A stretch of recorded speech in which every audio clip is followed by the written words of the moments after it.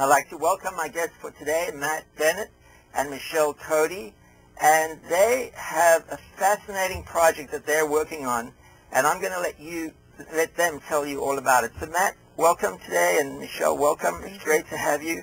And you have a very inspiring project. I read the report that you sent me.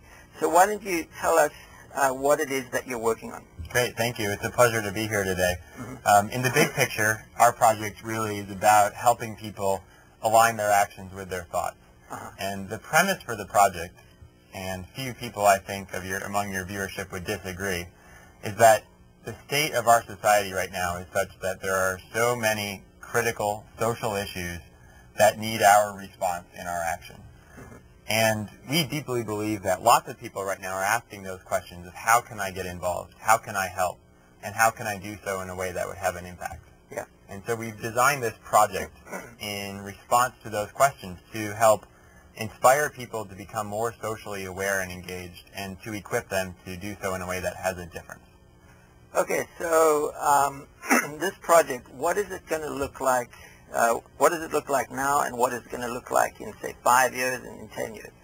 Well, we're really starting, I think, with our tack and our approach is looking at people who are retiring at the moment, who have really been positive forces of change for the past 50 to 75 years, and trying to call out the lessons that they have learned over the course of their careers and distill those lessons in a form that people who are looking to make that next step and looking to get involved can digest and use so that they can become effective in their own actions. Just to add on to Michelle's comments, the cornerstone of the project will be a book, which we'll distribute widely as a sort of a mass publication, and that book will tell the stories of 10 older social change makers with an idea of passing on their lessons learned to an audience of our peers. Okay, so take us back a step or two. When did this idea formulate in your mind, in your brain? Both of you, how did you meet? How come you're doing this right now? It's a good question, and Michelle and I will have different answers to that, but interestingly enough, we've had parallel tracks even before we joined up on this project. Just to speak to mine, I had spent the past 3 years working with a fascinating couple of change makers, husband and wife, who incidentally have spent their lives working in the peace-building field, mostly internationally, Bob and Alice Evans. And these are two very dynamic and charismatic individuals who are masters of their work. And so to be apprenticed to them for these past 3 years and to be learning from them, it just became so clear to me that if we could find a way to pass on to others and replicate that experience, that mentorship experience that had transpired, we could really have an impact here. If other members of our generation could start to partner with and learn from many of these older change makers who are, by and large, retiring. So after those 3 years with them, the book project was conceived, where Michelle and I said, what would it look like to tell the stories of 10 separate leaders, replicating this experience and making it available to everyone? So before we get to Michelle, how come you were in that apprenticeship, so to speak, with him? What brought that about? Pushing back towards the beginning. It's a harder question to answer. I suppose I should give some credit to my parents, who raised me in a family where we were aware of public affairs and traveling, and my parents were travel agents for a period in my life. So by the time I was at college, I had a real curiosity for that.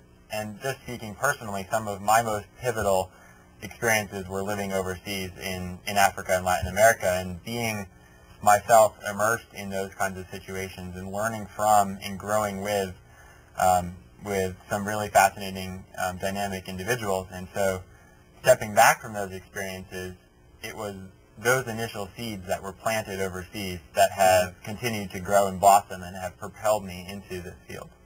So what were some of the experiences that you encountered that you feel had such a formative effect on you? Probably the foremost among those was a tenure that I had in Uganda. And I was living there with a host family who took me into their house relatively rural village outside of the capital city, and I had a fascinating mother who was a shopkeeper and a local craftswoman who took so much time out of her days over that period of 2 months with her to nurture me and to bring me to know and understand her country. And that immersion and an awareness that grew out of it of the dynamics of our world, recognizing how, on the one hand, seemingly distant it can be to be an American in Uganda. On the other hand, how deeply connected we were. And so having conversations with her about the effect of U.S. foreign policy on the war in northern Uganda, for example, really brought me to see that, in fact, on the big picture scale, we are probably much more globally interconnected than many of us recognize, and that the corollary of that is that we are therefore much more responsible in becoming more globally active and taking the actions that will create a both national and community-based, but also international policy and mindset for society that is just and humane and peaceful. And that so a lot of that goes back to those early beginnings in Uganda. And I would also add very productive and helpful to lift everybody up. Indeed. Right? Okay, Michelle, how about you? Tell us about your beginning in this whole endeavor. Well, like Matt, in my studies in college, I decided that I really wanted to do something with my life that would contribute to the betterment of society, and my particular interest laid in the environment and environmental preservation and that kind of thing. So I did a fair bit of traveling and ended up in Ecuador, in the Amazon basin of Ecuador. And I was working with a group of indigenous communities who were located inside a biological reserve. So they were the natural guardians of their environment. And it quickly became apparent when we were doing that work that the best way to help them preserve the environment around them, that not only is important to them, but the rest of us on the planet, is to help them provide better for their families so that they don't have to look at destructive harvesting activities of the rainforest around them. So that was craft. And they produced lots of different types of indigenous crafts that also had a very special cultural preservation component to it. It helped them identify with who they were and their ancestors. And they were trying to really translate this into business and get a foothold in the marketplace and make this a viable source of income for all of these different communities. And they were struggling to do so. And so I come from two entrepreneurial parents and did my best to sort of shake out the different factors involved there, but came away at the end of that 6 months of living with them and trying to work with them through another umbrella organization that I didn't know enough to be able to really provide concrete recommendations. So all of this was to do the research for my undergraduate thesis. Wow. So I came back, graduated, and said, I have a very special connection with these people in Ecuador.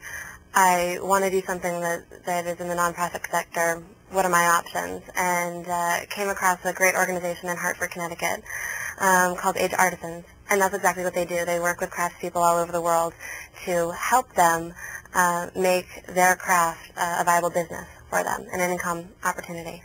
So I signed on with them, and I've been working with them for almost 4 years now, working in Latin America and Peru and Bolivia, and recently we just opened a new program in Afghanistan, which I'm now a part of, which is fantastic.